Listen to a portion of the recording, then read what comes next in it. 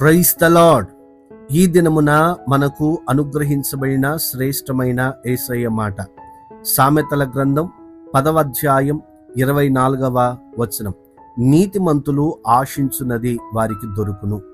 ప్రియమైన వారలారా, ఈ వాక్యము మనకు ఒక శక్తివంతమైన ఆత్మీయ సత్యమును బోధిస్తూ ఉంది.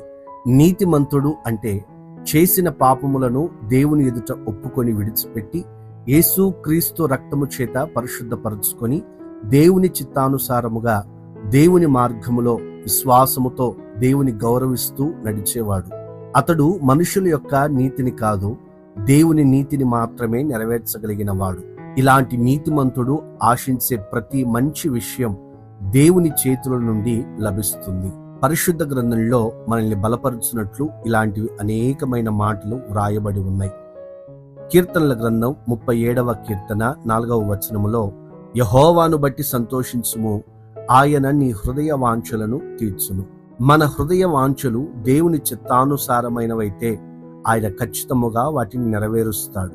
ఈ మాటలు వింటున్న ప్రియ సహోదరుడా, సహోదరి, మనము దేవుని చిత్తానుసారమైన దేవునికి ఇష్టమైన మార్గములో నడవడం వలన మన జీవితము దుఃఖములో మునిగిపోవు.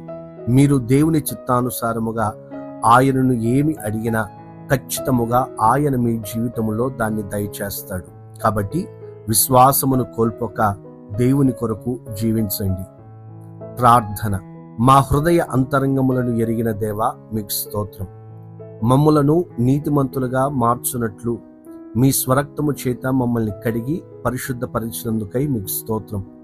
మా జీవితంలో సదాకాలము మీ నీతి కలిగి జీవించునట్లు మీ సహాయము అనుగ్రహించండి.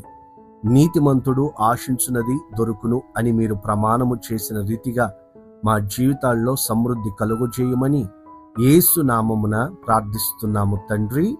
ఆమేన్, ఆమేన్. God bless you. దేవుడు మిమ్మును ఆశీర్వదించునుగాక.